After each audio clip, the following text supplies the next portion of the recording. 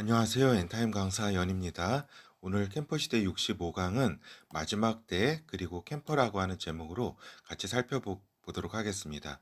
우리가 이제 이제 마지막 때든가 캠퍼라고 하는 의미는 우리 그 독자 여러분이라면 다 아실 겁니다. 그런데 이제 65강을 맞이해서 이제 마지막 때와 캠퍼라고 하는 의미들에 대해서 다시 이렇게 복습해보는 그러한 시간을 갖도록 하겠습니다. 먼저 이제 마지막 때의 기본적 이해는 우리가 마지막 때를 이제 세 개로 이렇게 구분해서 이렇게 이해할 수가 있습니다. 광의의 마지막 때, 협의의 마지막 때, 그리고 최협의의 마지막 때로 이렇게 구분해 가지고 우리가 이해를 할 수가 있겠다라고 하는 거죠. 그래서 광의의 마지막 때라고 하는 거는 이제 오순절 이후부터 이제 아들들이 이제 태어나면서 그죠, 성령으로 거듭나면서 그죠, 그래서 시작해서 이제 주님께서 이제 강림하실 때까지의 요 어떻게 보면은 그 2000년 정도의 그 기간이 어떻게 보면 다 광의의 마지막 때라고 우리가 볼 수가 있겠습니다. 그렇죠. 그래서 이제 우리 선진들도 초대교회의 선진들도 이제 주님께서 강림하시기를 고대하고 또 고대한 그러한 시기였고, 또 이렇게 마지막 때 시간으로 보면은 광의의 마지막 때였다라고 하는 거죠. 그리고 이제 협의의 마지막 때라고 하면 이스라엘 나라의 출범부터 그죠, 1948년 48년에 이스라엘 나라의 출범부터 시작해서 메시아 강림의 시기까지, 즉 예수께서 강림하시는 그러한 때까지가 이제 협의의 마지막 때로 볼 수 있겠다라고 하는 겁니다. 그러니까 요 기간으로 치면은 이 거의 2000년 요 말년 무렵부터 시작이 된 거죠. 1948년에 그 이스라엘 나라가 출범하면서부터. 그렇기 때문에 이제 저기죠, 오순절과 이스라엘 나라의 출범은 각각 광의와 협의의 마지막 때의 그러한 출발점이 된다라고 하는 겁니다. 그렇죠. 그래서 왜냐하면은 또 특별히 마지막 때 요 주님의 그 예언의 말씀을 이루기 위해서는 그 전제 조건이 이스라엘 나라라고 하는 그 나라가 있다라고 하는 겁니다. 그렇기 때문에 이스라엘 나라의 출범은 이러한 마지막 때, 협의의 마지막 때의 신호탄이다라고 볼 수 있겠습니다. 그렇죠. 그리고 이제 최협의 마지막 때라고 하면 저희 이제 그 센터에서 주로 강의하는 캠퍼 시대를 의미하는 거죠. 그래서 이제 다니엘서의 마지막 한일의 그 7년이다라고 하는 겁니다. 이때는 그러니까 이방인의 때가 마감하게 되면서 또 유대인의 때가 도래하는 때다라고 하는 겁니다. 그러니까 70일의 예언에 있어서 마지막 한 일에 유대인의 때라고 할 수가 있겠죠. 그죠? 유대인의 기준으로 70일에를 주님께서 계획해 놓으셨는데 그 마지막 한 일에라고 할 수 있겠습니다. 그렇죠. 그래서 이방인의 초점이 맞춰졌던 때가 이제 마감하게 된다. 요거는 교회의 때로 이렇게 잘못 인식을 하는 경우가 있는데 그렇지는 않다라고 하는 겁니다. 그 그리고 이 최협의 마지막 때는 그 기준점이 제3성전에서 성전 제사가 진행되기 시작하는 때로부터 출발한다라고 하는 겁니다. 그렇기 때문에 이렇게 마지막 때를 이해하는 데 있어서 광의의 마지막 때, 그러니까 우리가 성경을 볼 때에도 이제 광의의 마지막 때를 의미하는 건지, 또 협의 또는 최협의를 의미하는 건지, 이러한 이제 구분을 통해서 어떠한 말씀인지를 잘 알아야 된다라고 하는 거죠. 그렇죠.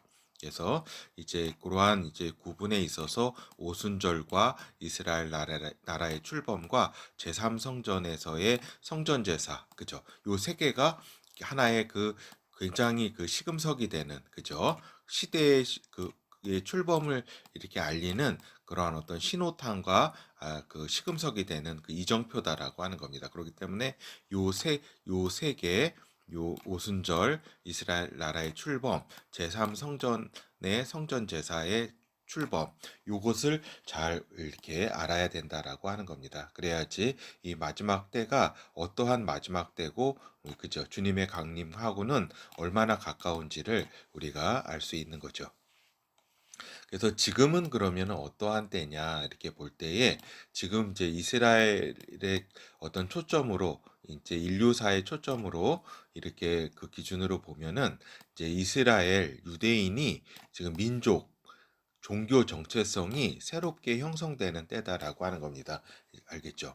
그래서 이제 지금 이스라엘 건국은 지금 1948년에 이루어졌잖아요. 그죠? 그래서 협의의 마지막 때는 진행되고 있는 거 아니에요. 그죠? 근데 이스라엘의 건국 세력은 이제 많은 분들이 좀 오해를 하고 있는 경우도 많은데 종교 정체성의 세력이 종교 정체성의 세력이 아니라 이 그 주도 세력은 이스라엘 건국의 주도 세력은 세속적 시오니즘 세력이었다라고 하는 겁니다. 알겠죠? 그렇기 때문에 이들이 추구하는 바는 이러한 종교 이렇게 메시아를 기다리고 하는 유대 종교 세력과는 차이가 있는 그러한 세력이다라고 하는 겁니다.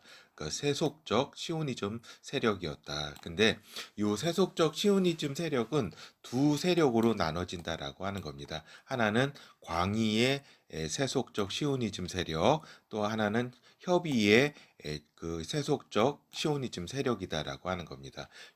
오늘 이제 광의 협의가 좀 많이 나오는데 조금 잠깐만 이렇게 주의를 기울이시면 됩니다.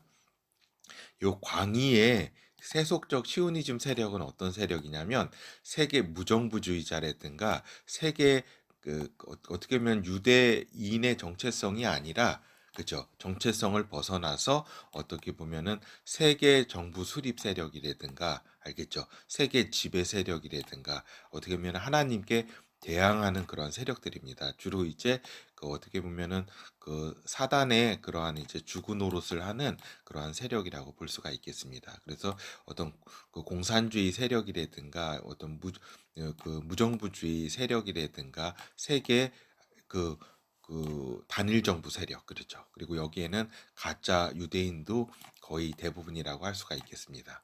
그리고 이제 협의에 이제 세속적 시오니즘 세력이 또 있다라고 하는 거죠. 요 광인가 아니라 협의의 세속적 시오니즘 세력이 이스라엘 건국의 주도 세력이 됐습니다. 알겠죠? 그러니까 세속적 시오니즘 세력 중에서도 협의에 그러니까 그 유대 국가 이스라엘의 국가를 이렇게 건립을 해야 된다는 것이 이제 협의의 그 세속적 시오니즘 세력이었다. 요 시오니즘 세력은 1897년에 그 헤르츠를 비롯해 가지고 이제 제1차 시오니즘 대회를 이렇게 그 스위스 바젤에서 이렇게 그 가지면서 이제 시오니즘 운동을 펼쳤죠. 그렇게 되었고 이제 요 유대 땅에 이 건립을 해야 된다는 것이 나라를 건립해야 된다는 것이 협의의 시오니즘 세력이었다라고 하는 거죠. 그래서 이스라엘 건국의 주도 세력은 종교 세력이 아닙니다. 그리고 세계 단일 정부 세력도 아니고 이러한 유대 국가 세력이었다라고 하는 거죠. 그러니까 이 세력은 이제 친사회주의 성격을 지녔다라고 하는 거죠. 그때 한참 유행이었던 어떤 사회주의 사상이 굉장히 유행이었는데 20세기 전반기에 그죠? 이렇게 유행이었을 때 그러한 이제 친사회주의 성격을 가지고 있어서 키부츠 등의 그러니까 그러니까 생활 공동체 있잖아요. 같이 생산하고 같이 나눠 쓰는 그러한 그 생활을 이렇게 선호했다라고 하는 겁니다. 그렇죠. 이 세력이 90년대 중반까지도 가게 됩니다. 근데 이제 그렇죠. 네타냐후가 등장하기 전까지 노동당이 이렇게 이스라엘을 주도했다라고 하는 겁니다. 지금은 노동당이 아주 소수 정파가 됐고 어떠한 크게 힘을 못 쓰는 그러한 이제 세력이 됐는데 그 90년대 중반까지만 하더라도 이제 굉장히 주도했다라고 하는 겁니다. 이스라엘을 이렇게. 그래서 이제 그 네타냐후가 등장하기 전까지요. 그렇죠. 근데 이제 쿠르드당인 네타냐후가 이제 우리가 이제 등장하고 그죠? 근데 이제 네타냐후를 극우로 많이 보는데 극우가 아닙니다. 네타냐후를 보면 이제 우파 정당은 맞습니다. 리쿠트당이 우파 정당은 맞는데 그 스펙트럼이 굉장히 넓다라고 하는 거죠. 그러니까 리쿠트라는 뜻은 화합, 협동 이런 뜻입니다. 그렇듯이 어떻게 보면은 중도지향, 우파이지만 중도지향이 그러니까 이름에서 보는 것처럼 화합과 협동이잖아요. 그렇다면은 중도를 지향하겠다는 그런 이제 그런 이념적 그 정당이라고 볼 수가 있는 거죠. 그러면서도 이제 네탄야후는 종교적 신앙을 존중하지만 그렇죠. 종교적 신앙을 존중한다는 것은 뭐예요? 개혁주의 유대교라고 하는 뜻입니다. 그러니까 존중하지만 이제 그 방점은 어디에 찍혔냐면은 서구적 민주공화적 정신을 가진 유대 공화주의 세력이라고 하는 겁니다. 리쿠드당 세력이 특히 네탄야후가 유대 공화주의 세력이라고 하는 거죠. 지금 알겠죠? 그러니까 유대 공화주의 세력은 이렇게 서구적 민주공화적 을 추구한다라고 하는 거죠. 이런 종교적인 어떤 메시아니즘을 추구하는 것이 아니라 그렇죠. 그래서 우리가 보면은 그 저기죠. 이렇게 그 민주주의가 최상의 어떤 가치로 뭐 절대적인 선으로 알고 있는데 그거는 아닙니다. 알겠죠? 민주주의는 하나의 그냥 그 저기 여러 이제 저기죠. 또 장점과 단점을 가지고 있는데 뭐 이렇게 좋은 장점도 있고 그죠? 서구 민주정이 좋은 장점도 있고 또 이렇게 중우주의 그 어떤 그 좀 중우주의라 그러잖아요. 어떻게 보면은 그 민중 있잖아요. 그 어리석은 민중에 의해서 이렇게 이끌어지게 될 위험성이 큰 그러한 어떤 정치 체제라고 볼 수가 있겠죠. 결국에는 그, 그 아테네도 이런 중우주의로 몰락하게 되잖아요. 그렇죠. 그래서 이제 그뭐 그런 부분들은 다음에 한번 살펴보기로 하고 일단 이제 서구의 민주공화적 정신을 가진 유대 공화주의 세력이 네타냐후 리쿠드당 세력이라고 하는 겁니다. 그렇기 때문에 서구 민주주의라든가 시장 자본주의 등의 기본 질서를 존중한다. 그래서 이스라엘이 이제 그 이슬람권에서는 그렇기 때문에 서구와 서구 문명과 같은 이제 저기로 본다라고 하는 겁니다. 왜냐하면 서구 민주주의, 그러니까 서방 세력으로 본다라고 하는 겁니다. 이러한 이제 그 생각을 가지고 있기 때문에 그 추구하고 있기 때문에 알겠죠. 그래서 이제 이러한 이제 상황 속에서 이제 그 하레디라고 한 게 아니라 하레디 등 이제 정통 종교 세력이죠. 하레디 등 유대 정통 이제 신앙 세력과는 상당한 차이가 있는 것이다라고 하는 거죠. 그 네탄야후 지금의 집권 세력이 그러죠. 근데 이제 어떤 이제 그 변화가 있었냐면 전에도 말씀드린 것처럼 17 사태 이후에 23년 얼마 안 되죠. 두 달 전에 17 사태 이후에 이 극좌적 포지션을 제외하고는 극좌적 포지션을 제외하고 유대 민족 정체성으로 수렴되고 있는 중이다. 그 정체성이. 그래서 점차 이제 유대 종교 세력도 요 하레디 등의 유대 종교 세력도 이제 군복무를 하는 등 막연히 메시아를 기다리는 것보다 제3성전을 지어서 우선 제사부터 지내자는 의견이 힘을 얻어가고 있는 양상이다라고 하는 겁니다. 즉 유대 국가가 자신들의 생존에 중요하고 이 국가를 세속주의 국가라고 해서 무시하거나 외면하지 말고 적극적으로 참여하고 메시아께서 오셔서 인도하기 전이라도 이 최선을 다하자는 방향으로 선회를 할 것이다라고 하는 겁니다. 이러한 이제 조짐이 조금씩 보인다라고 하는 거죠. 즉, 이 유대 정통 신앙 세력은 이러한 그 건국 세력, 이 시오니즘, 세속적 시오니즘 세력이 건국을 할 때 참여하지 않았습니다. 참여하기 싫어했고, 이것은 완전히 메시아가 와서 그 유대 나라를 건국을 해야 되는데, 이 자기들이 껍죽거리냐 이거죠. 깝죽거리냐 이거죠. 그래서 이제 전에도 말씀드린 것처럼 이제 유대 건국 세력이 이제 그 군 복무도 제외해주고 또 보조금도 주고 이들을 이제 얼르고 달래가지고 이제 이들이 또 필요하니까 어떤 자기들의 최소한의 어떤 유대 정통성을 위해서는 필요하기 때문에 얼르고 달래고 해서 이제 이러한 이제 하레디 등 유대 정통 세력을 이제 포섭해서 나라를 세웠다라고 하는 겁니다. 이스라엘 나라. 근데 지금 이제 극심하게 이제 분열되고 하는 상황 속에서 지금 이제 17 사태를 통해서 세속주의 그 건국 주도 세력은 이제 마감을 하게 됐다라고 하는 겁니다. 그들의 이념 있죠. 그들의 이념은 마감을 하고 이제 점차로 유대 신앙 세력 중심으로 해서 힘을 얻어가면서 이제 이들도 이제 우리도 참여하지 군복무도 하겠다. 이제 앞으로 세금도 내게 너무 이제 보조금에만 의존하지 않겠다는 이러한 생각이 이제 점차 이제 그 힘을 얻게 되면서 점차 이러한 유대인의 정체성, 유대 민족의 어떤 정체성으로 수렴해 가는 각각의 세력이 수렴해 가고 있는 중이다라고 볼 수가 있겠습니다. 알겠죠?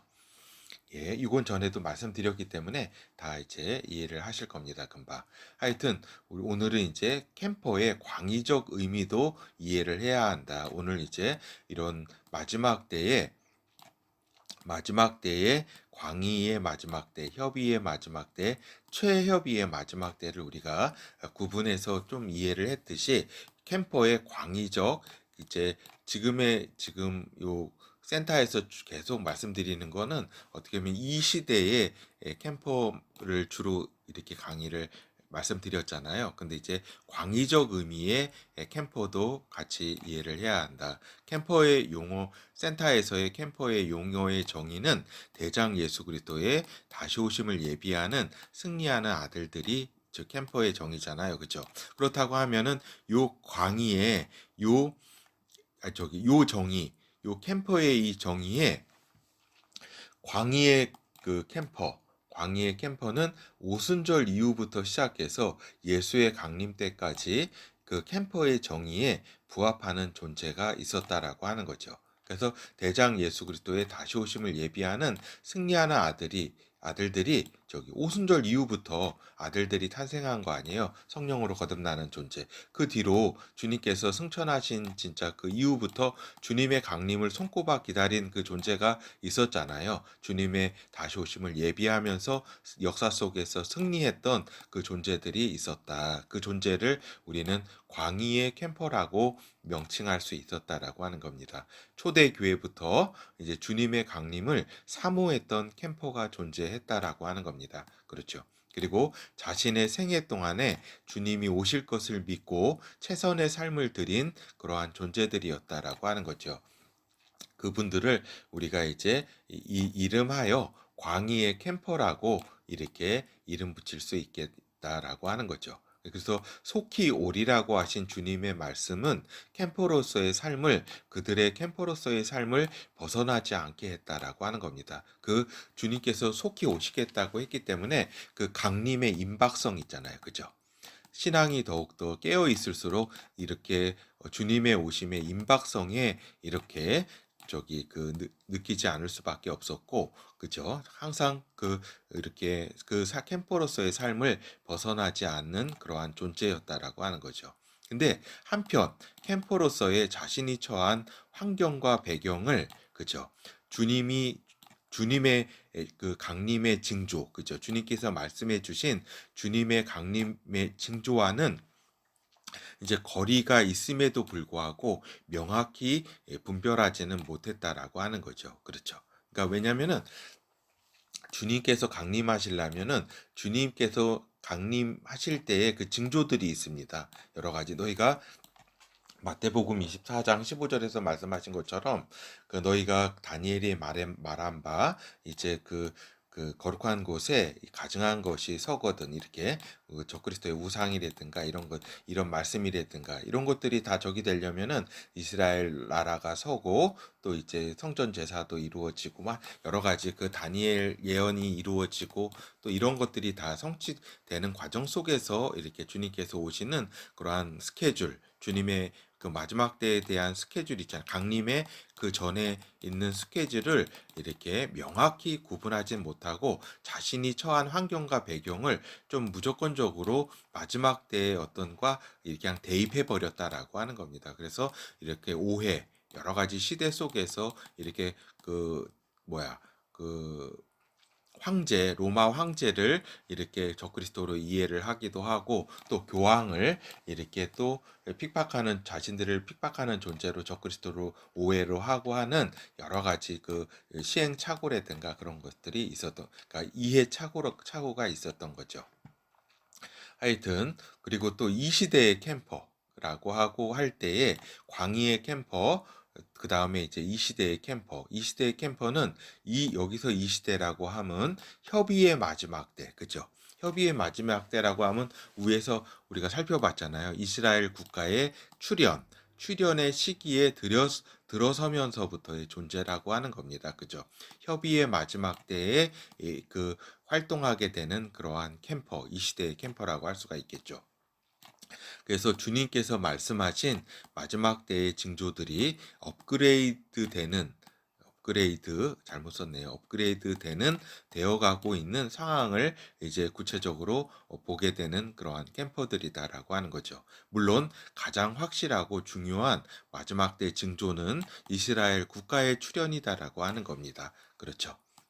그리고 그렇기 때문에 이러한 이스라엘 국가의 출현이 있는 협의의 마지막 때 있죠. 협의의 마지막 때에 이러한 시기로부터 존재하게 되는 그러한 캠퍼를 이 시대의 캠퍼라고 명칭할 수 있겠다라고 하는 겁니다. 그러나 아직 이제 옛 로마 제국 지역에서 10개국 연합 10불의 출현이 아직 있지 않다. 그리고 적그리스도가 아직 나타나지 않았다. 출현하지 않았다. 그리고 적그리스도가 출현하면 이스라엘과 적그리스도가 평화협정, 7년 한일의 평화협정을 맺게 되는데 이러한 이제 맺게 되고 거기에서 제3성전의 건립도 의제가 된다. 이 평화협정에. 그리고 이제 그 제3성전이 건립되면서 마지막 때에 돌입하는 거 아니에요. 그죠? 근데 아직 이러한 이제 것들이 아직 출현하지 않았다, 진행되지 않았다. 그래서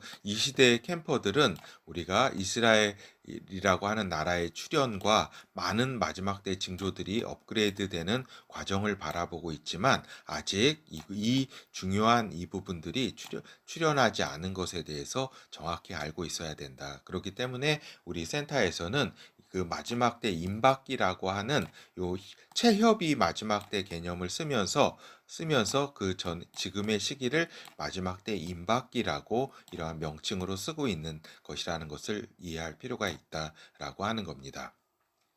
하여튼 체협의 캠퍼는 어떤 캠퍼냐면은 체협의 마지막 때를 경험하게 되는 캠퍼를 체협의 캠퍼라고 한다라고 하는 거죠. 즉 주님의 강림을 예비하고 승리하는 아들로서의 존재, 그죠? 체협이 마지막 때를 경험하게 되는 그죠? 그러한 이제 캠퍼 요 존재를 체협의의 캠퍼로 이해할 수 있겠다라고 하는 거죠. 그렇죠. 그래서 그 벤다이어그램으로 보면은 광의의 캠퍼라고 한다면 또 이 시대의 캠퍼가 있겠고 또 체협이 캠퍼 이렇게가 있을 수 있겠습니다. 그렇죠.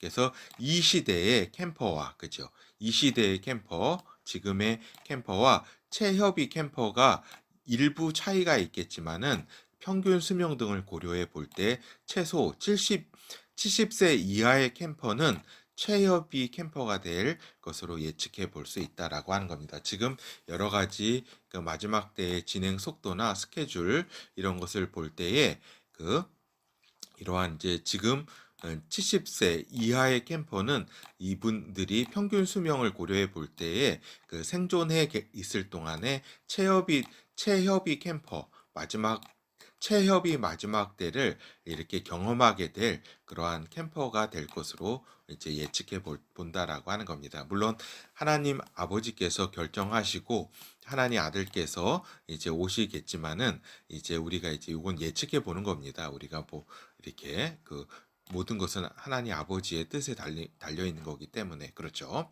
그래서 결어를 살펴보도록 하겠습니다. 이제 우리가 오늘 마지막 때에 대해서 좀 구분해서 광의의 마지막 때, 협의의 마지막 때, 최협의의 마지막 때, 그 기준이 되는 오순절과 이스라엘 건국과 제3성전의 어떤 제사 출범이라고 하는 이러한 이정표에 대해서 우리가 살펴보았습니다. 이 이정표는 진짜 중요하다. 지금 요 제3성전의 이제 마지막 향에 달려가는 스케줄을 우리가 보고 있는 마지막 때의 임박기라고 하는 사실을 우리가 이제 명확히 인식해야 하겠다라고 하는 겁니다.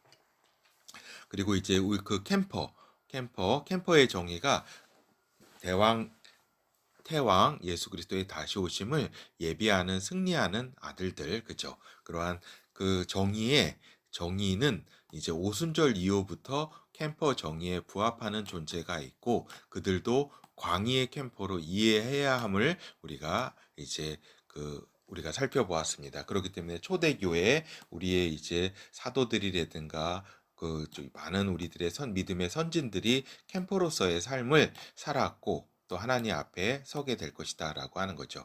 그러나 이제 마지막 주자로서의 이제 최협이 캠퍼가 가장 축복된 마지막 주자로서 주님의 강림을 이렇게 이 땅에서 경험하는, 그죠? 또 이렇게 그 전에 분들은 그 아들들과 함께 오시는, 주님께서 이렇게 같이 이렇게 오시는 그러한 이제 또 이분들은 또 그러한 영광을 또 갖게 되는 거죠. 하여튼 우리가 맞이하게 되는 이러한 이제 영광 가운데, 하여튼 그러고 보니까 다 영광이네요. 다 축복이고. 하여튼 센터는 이제 그리고 여기 이 시대가 곧 최협이 마지막 때로 들어갈 가능성이 크다라고 하는 겁니다. 이 시대가 최협이 마지막 때로 들어갈 가능성이 크다라고 말씀드렸고, 이제 구체적으로는 센터는 이제 복음 전파가 세계에 전달되는 시점이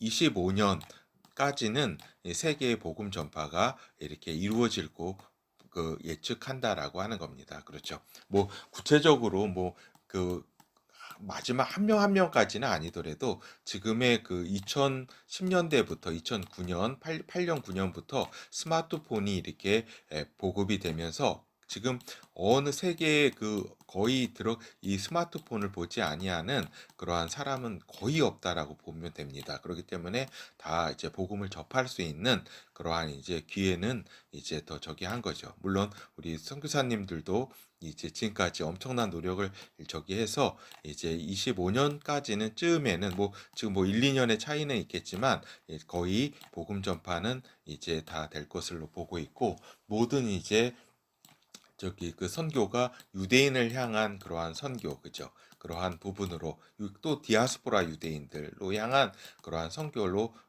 이제 초점이 맞춰질 걸로 이렇게 또 예상이 됩니다. 하여튼 그 뒤로는 이제 언제든 협의의 마지막 때로 들어설 가능성이 큰 것이다라고 하는 겁니다. 왜냐하면은 복음 전파가 세상에 천국 복음이 전파된 이후에 그제야 끝이 오리라고 하셨으니까, 이 기준은 제1 기준이라고 할 수 있겠습니다. 주님께서 강림하실 수 있는, 그죠? 근데 지금 여러 가지 상황으로 이제 25년이면은, 그렇죠. 그러니까 축구 경기로 치면은 축구 경기가 종료되는 시점이 대략 이제 복음 전파가 끝나는 시점이라고 할 때, 그 뒤로는 이제 어떤 저기 타임이잖아요. 어떻게 보면은 그걸 루즈 타임이라 그러나, 하여튼 제가 기억이 안 나는데 어떤 보너스 타임 아니에요. 플러스 되는, 그렇죠. 하나님께서 이렇게 더 이렇게 그렇죠. 그러한 시간으로 이해할 수가 있겠다라고 하는 겁니다. 그러나 그 전에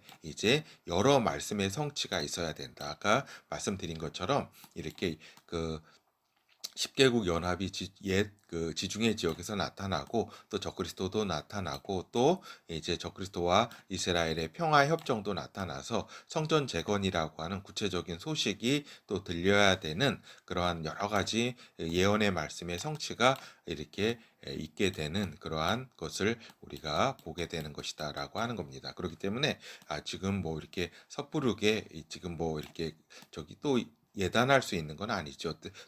그렇죠. 그렇기 때문에 또 하나님께서 또 중간에 어떠한 또 일이 있을지도 모르고 여러 상황이기 때문에 우리가 그렇지만은 이러한 상황이라는 거는 우리가 인식해야 된다. 그리고 결국에는 최협이 마지막 때를 살아갈 최협이 캠퍼, 그죠? 최협이 캠퍼, 주님의 강림을 직접 볼 캠퍼가 이제 70세 이하 분들은 거의 확실하지 않나 하는 그런 생각을 해봅니다. 그렇죠. 그리고 우리가 이제 1월 7일, 그러니까 2주간의 휴강이 있고, 이제 24년 1월 7일 날 개강을 하도록 하겠습니다. 그래서 우리가 다시 한번 말씀드리는데 정시, 수시, 집중, 그죠? 확인, 실행, 성취, 확대, 그죠? 정시, 확인, 정시, 실행, 정시, 성취, 정시, 확대, 알겠죠? 정시, 수시, 집중되는 확인, 실행, 성취, 확대의 삶이 캠퍼의 삶이라는 것을 우리가 다시 한번 말씀을 드립니다. 그렇죠? 그래서 24년 새롭게 마음을 가짐으로 새롭게 하나님 앞에 나아가는 우리 캠퍼 돼야 되겠습니다. 감사합니다.